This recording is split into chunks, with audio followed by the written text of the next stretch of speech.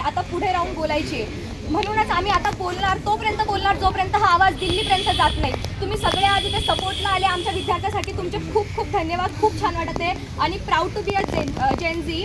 आणि पुढे चालून मला रिग्रेट नाही झाला पाहिजे की मी प्रोटेस्टमध्ये नव्हते आले म्हणून मी आज इथे आले. थँक्यू. माझं नाव सेजल संजय गवळे आहे. मी 10वीतील विद्यार्थी आहे. माझ्या क्लासमध्ये मित्रमैत्रिणी आहे ज्यांना नीटची एक्झाम द्यायची आहे. पण ही सगळी आजची परिस्थिती पाहून त्यांचं पण मन तुटतं आहे की हे कसं आमच्यावर आलं तर आम्ही पण कसं करणार आहे, आम्हाला पण आत्महत्या करावं लागणार आहे का. पण असं नाही आहे.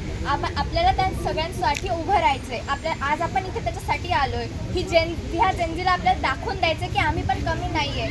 काय बोलले होते ते, अनएम्प्लॉयमेंट म्हणजे मजदुरी करणं नाही आहे. त्यांना आम्ही दाखवतोय की काय. डोंट जज a book by it's cover, sky is the limit. हे सगळं बोललेलं आहे. तर हे असंच नाही बोललेलं आहे. आपल्याला त्यांना दाखवायचं की आपण काय. बाबासाहेबांनी सांगितलंय जर चुकी नाही आहे ना तर बोलून दाखवायचं, आणि चुकी आहे तर मंजूर पण करून देण्याची हिंमत पाहिजे. हे आपल्याला समजायचं आहे आणि आपली ही यूथ आहे, आपल्याला हे करून दाखवायचं आहे. तुम्ही आज इथे आले, थँक्यू. आपल्याला हे सगळं त्यांना सांगायचं आहे, पण त्याने आता राजीनामा दिलाच पाहिजे. नाही तर त्याला दाखवायचं आहे जे दिल्लीमध्ये उभे आहेत ना ते आपल्यासाठी प्रोटेस्ट करतायत. त्यांना मारलं जात आहे, त्यांचं रक्त काढलं जात आहे, कोणाची तरी जीव जात आहे. हे आपल्याला वाटलं पाहिजे. जे घरात बसलेत ना बुलढाण्यात आणि टीव्ही आणि रील्स स्क्रोल करतात त्यांना काहीच फरक नाही पडत. ते अमीराचे लेकरं आपल्याला काही घेणं देणं नाहीये. पण जे गरीब आहेत, जे मरतायत अभ्यास करून, त्यांचं काय. आपल्याला त्यांच्यासाठी उभं राहायचं. आज तुम्ही सगळेजण इथे आले, सगळ्यांनी मिळून सपोर्ट केलं, खूप चांगलं वाटत आहे. आपण हा प्रोटेस्ट याच्यासाठी करतोय. मी स्वतः एक नीट रिपीटर आहे. मागच्या वर्षी मी पेपर दिला. मागच्या वर्षी तो खूप टफ आला. पेपर झाला असं वाटतं की आपलं आज सिलेक्शन होतं, पण पुन्हा काही दिवसांनी कळतं की नाही यार रिपीट होणार आहे. मी इतके डिप्रेशनमध्ये होती की पण माझ्या पॅरेंट्सने मला खूप सपोर्ट केला. असे मी एकटी नाही आहे, असे लाखो स्टुडंट्स आहे की जे नीटचे पेपर देतात आणि त्यांचं काय होतं काहीच होत नाही. नीट पेपर होतो, तो लीक होतो, तो रिपीट होतो. याच्यामुळे लाखो स्टुडंटचे लाईफ ह्या एकदम बरबाद होत आहे. आज दिल्लीमध्ये जंतर मंतरमध्ये आपल्यासारखे लाखो स्टुडंट तिथे प्रोटेस्ट करत आहे. कशासाठी? फक्त धर्मेंद्र प्रधानच्या रिझग्नेशनसाठी. का?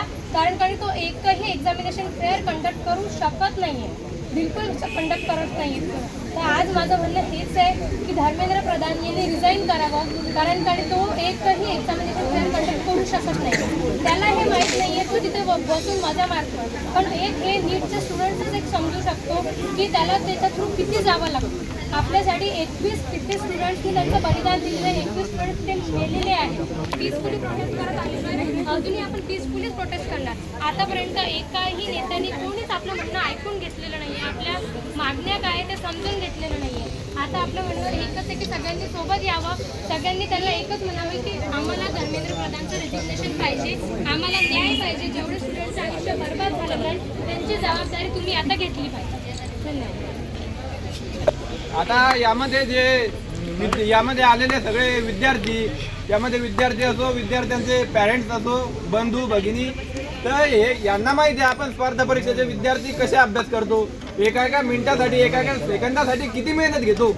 आणि जेव्हा असा विषय येतो पेपर फुटीचा वगैरे, जेव्हा आम्ही विद्यार्थी असे आमच्या मनाला एवढा घाव बसतो आणि आमची जे स्पर्धा करण्याची आमची जी कला असते त्यावर एकदम आम्हाला 1 किंवा 2 महिने असा आघात झालेला असतो.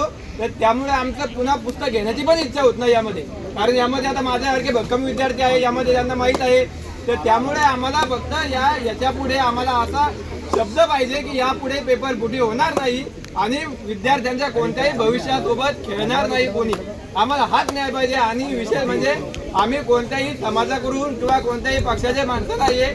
आम्ही विद्यार्थी आहे आणि विद्यार्थ्यासाठीच न्याय मागण्यासाठी इथे आलेलो आहे.